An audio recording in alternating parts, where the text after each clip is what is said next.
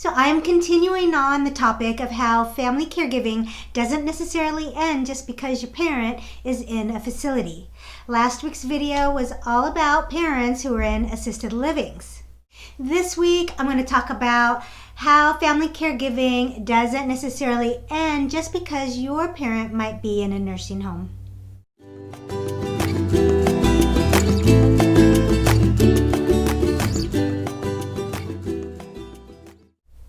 Hi there, I'm Sophia. Welcome to another episode.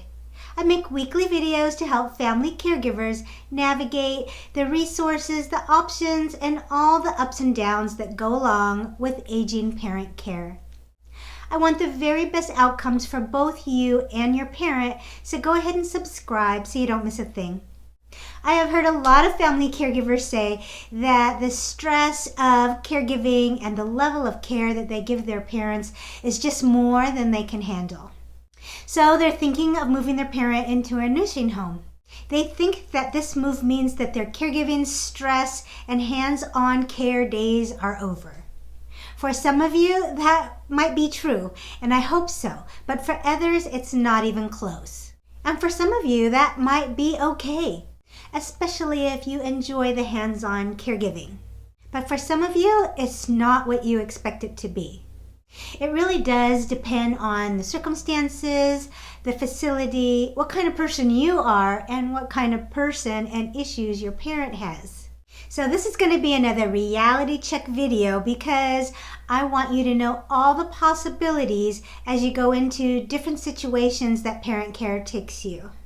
So I'm going to start off with the hands-off ways that you might continue to be involved with your parent who is in a nursing home. And most of these revolve around communication. Communication with the staff, including the doctors and the nurses, and other staff like social workers. Like it or not, it could be a lot of communication with the staff, or at least by nurses.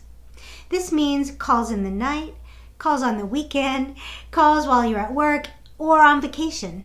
And really, they should be calling you whenever there's a change in condition, or if there's some behavior issues, or anytime there's negative lab results or a change in medications. As disruptive as these calls could be sometimes, usually it's necessary information, it's important information. They have to call you. But sometimes you're going to be like, why are you calling me? This is not that important. It's just not that big a deal. Why are you calling me? Well, and the reason why they're calling you is because they're required to inform you and document that they notified you.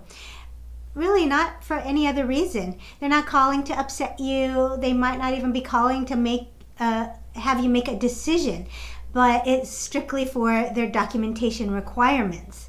So don't let every call become a big deal or a stress for you because it's often not that.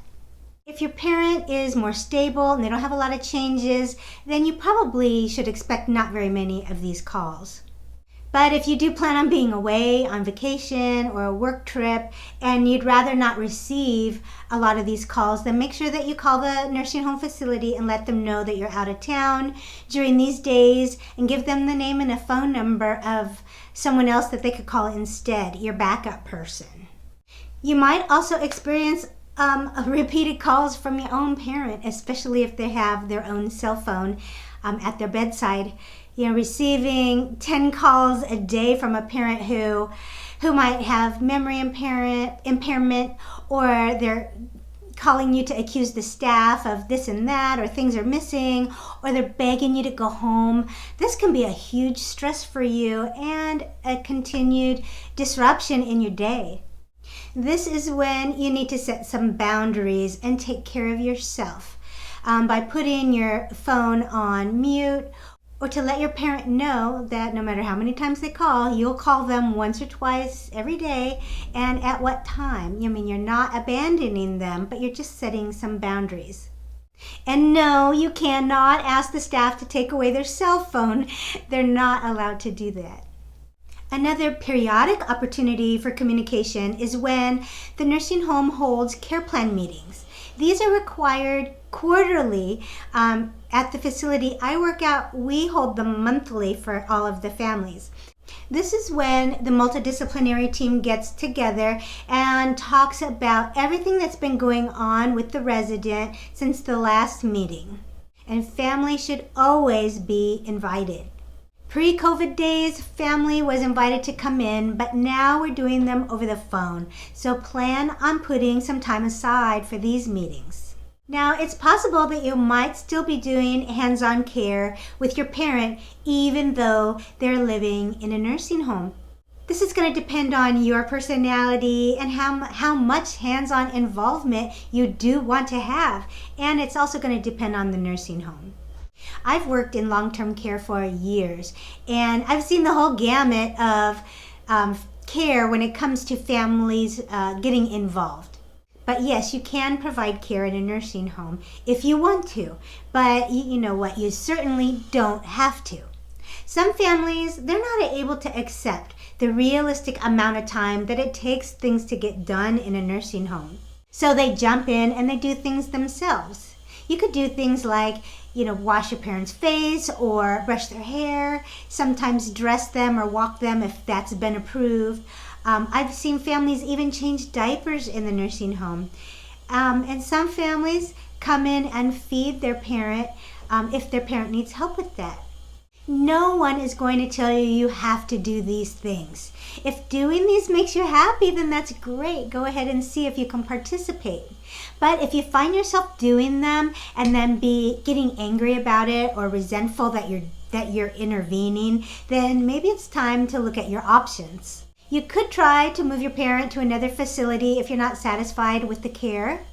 Or you could have a civilized conversation with the nursing manager or the social worker about your concerns and hopefully work out a situation so that you don't feel like you have to be the one providing the care. You might even need to look at yourself to see if you're being realistic about your expectations of what the nursing staff can do and in what time limit.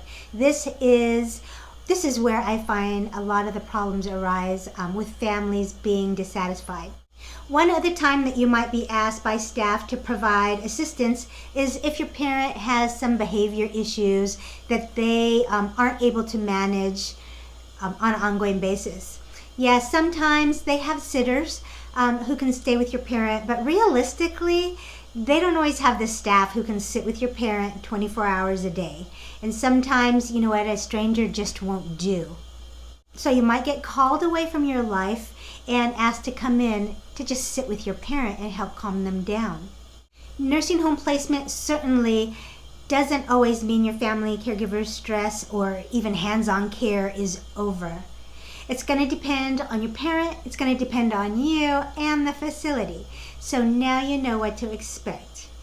Feel free to go ahead and share today's video with other caregivers who might need this information. And check out my new website at www.sophiaamarpour.com and take the quiz to see how confident you are as a caregiver. Here's a couple of more videos to tide you over until next week. Thanks so much for watching. I'll see you next time.